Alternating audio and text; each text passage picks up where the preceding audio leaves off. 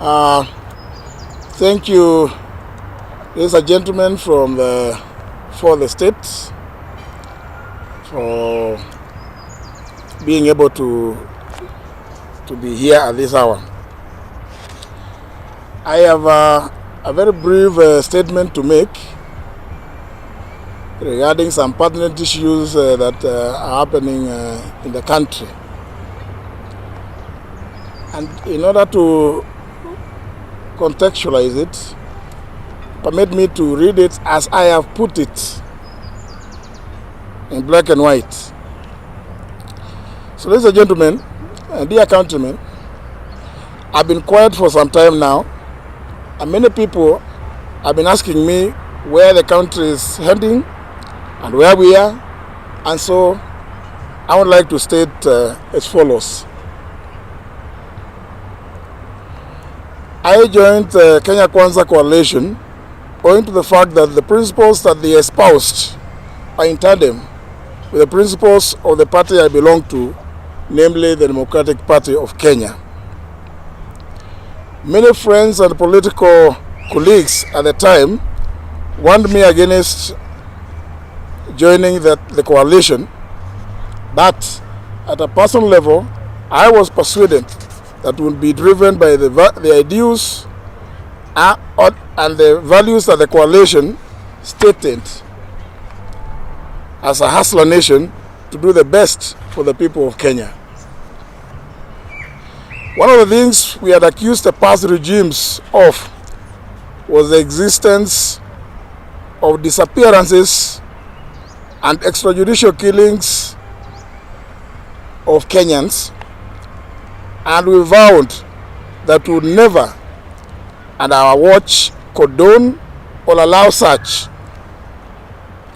We stated this time and time again in the lead up to the last general election.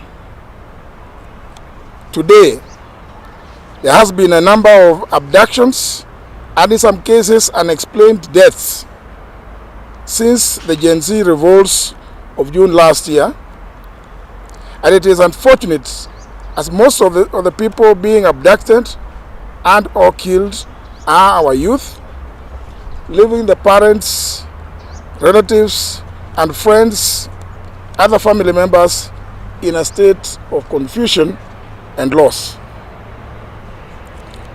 I have personally suffered as my son was abducted and disappeared, and I was not sure whether he was alive or dead, making us anxious and leaving me and my wife and the rest of the family in turmoil.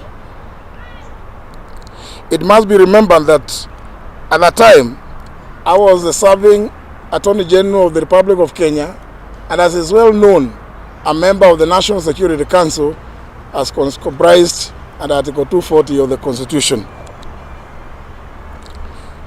Despite making several requests, I was unable to trace my son, and I made demands to all the levels of the security apparatus of the country. Now, more than 6 months later, after that ordeal and the release of my son by unknown forces, he has not been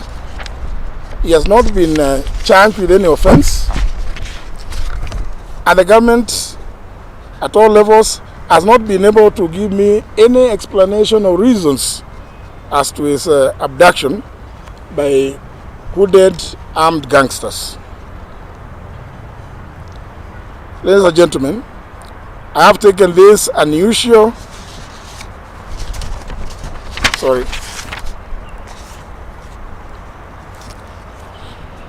The security sector has said that they are not involved in the abductions, but interestingly, they have failed to stop them as they are happening in full public glare. The president has equally said that he would want to see the abductions end.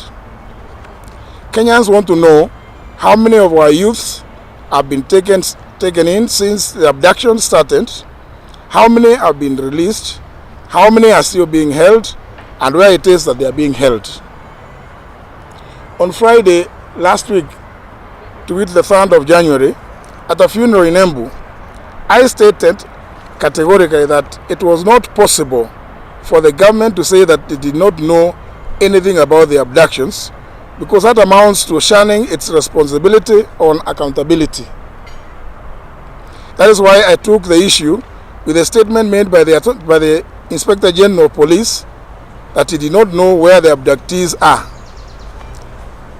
In my view, the government cannot be excused for abdicating its duty of protecting the lives and property of the people of Kenya. I note that after my statement in Embu on Friday last week,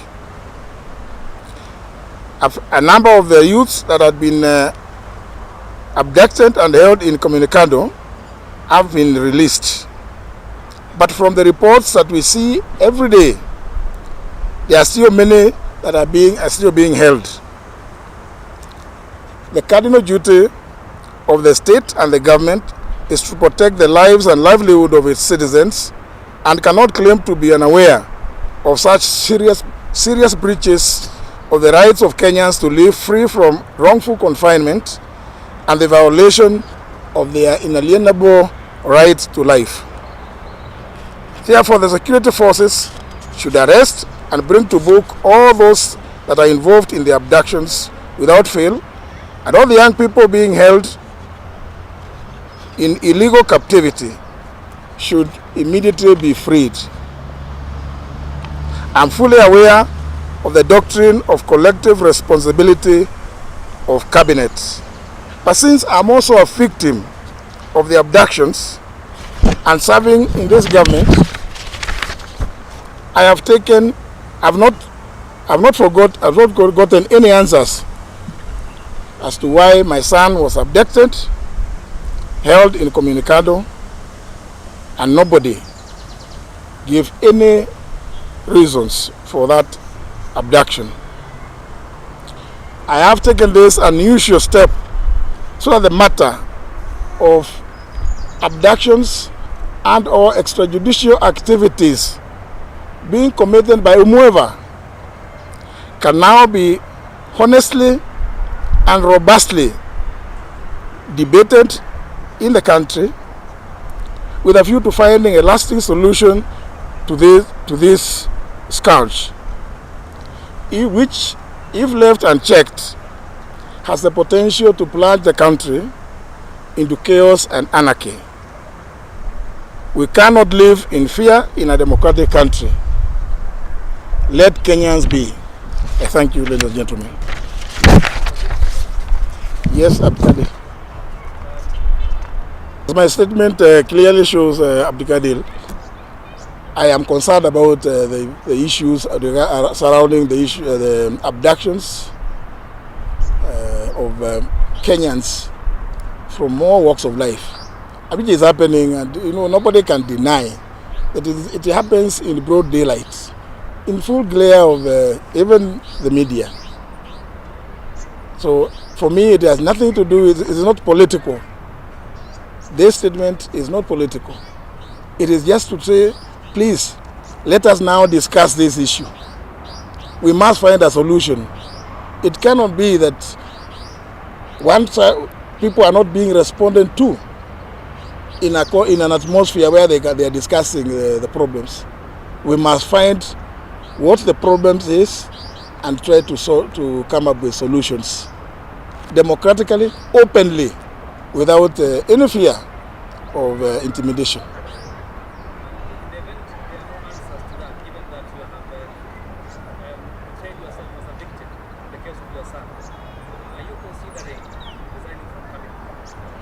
Well, we say this statement is sufficient in what it is saying. As to what happens thereafter, I think we close the Rubicon when we get there.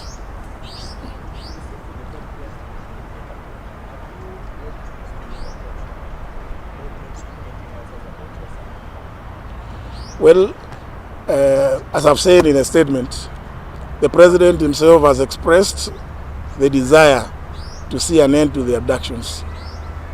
I believe he is fully cognizant of the potential that these shenanigans have to plunge the country into what I'm saying total anarchy. So I don't have to have raised it because he has already addressed the issue and says he desires to see an end. So that's why I'm saying, in addition, can we now begin a candid conversation to see where the problem is and what solutions, even. And this cannot be from one person. We want an open discussion where people are at liberty and free to express themselves as they wish. Yeah.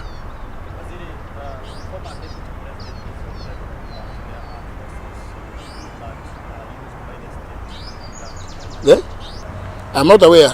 I'm not aware of any forces that have been formed to abduct Kenyans, because that would be an illegality, and government cannot be the one abducting its people. It is for that reason that I think we need to discuss it openly.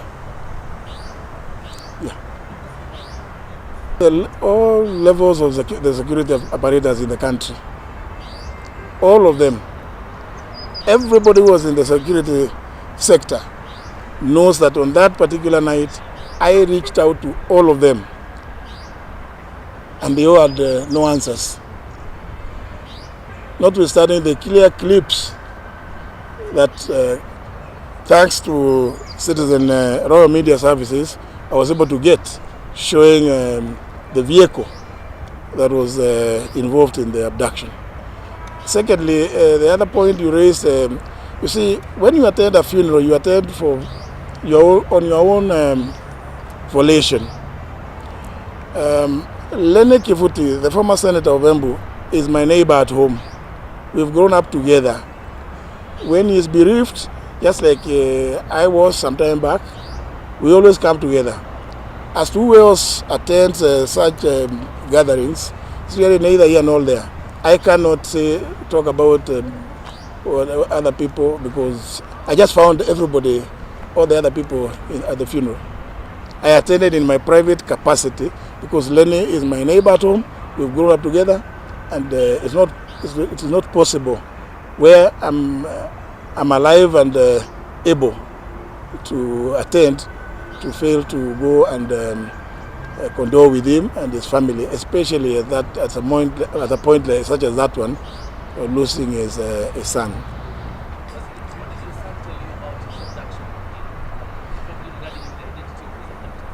That perhaps may not be the subject of this particular debate, but I believe if what I'm calling for is allowed, he will be one of the first people to go and explain the kind of questions that was being asked by his abductors.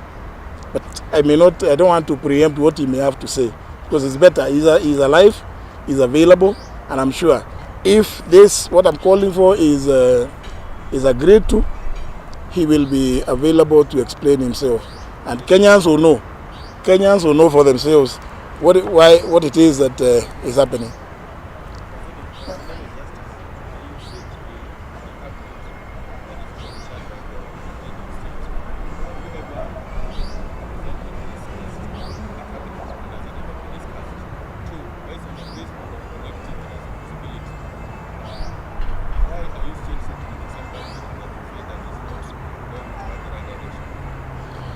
I think at the risk of repeating myself, the president himself has expressed about his desire to see an end to abductions and any extrajudicial activities.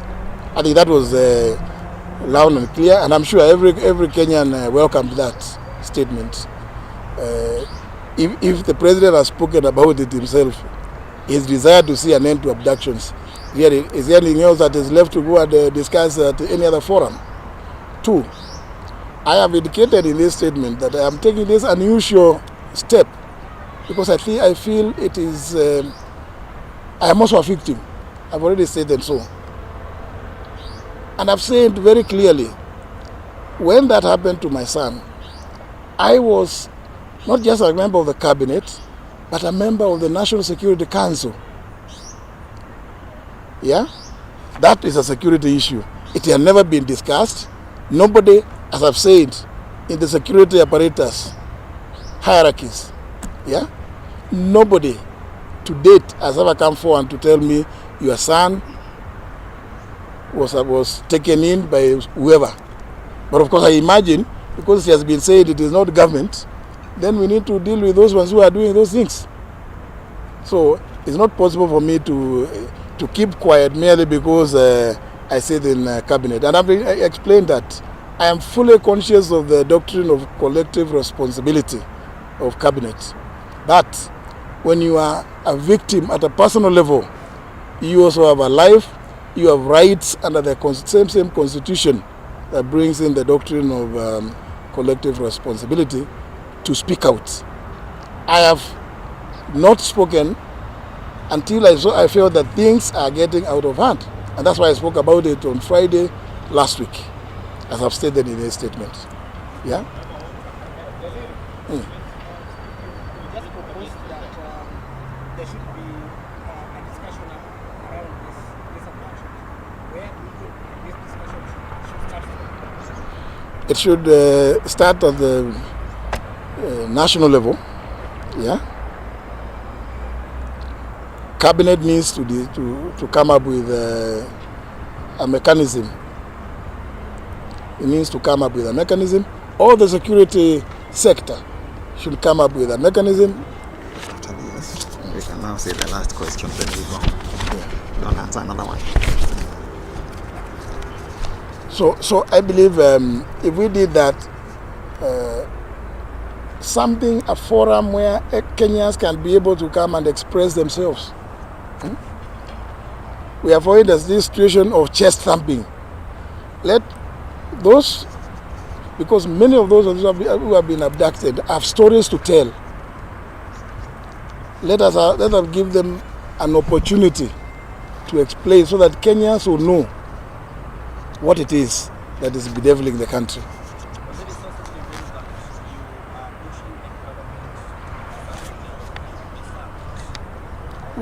Which sources? I'm not aware of those sources. So perhaps when you are clear about the source, perhaps then we can have a discussion on that one. Thank you.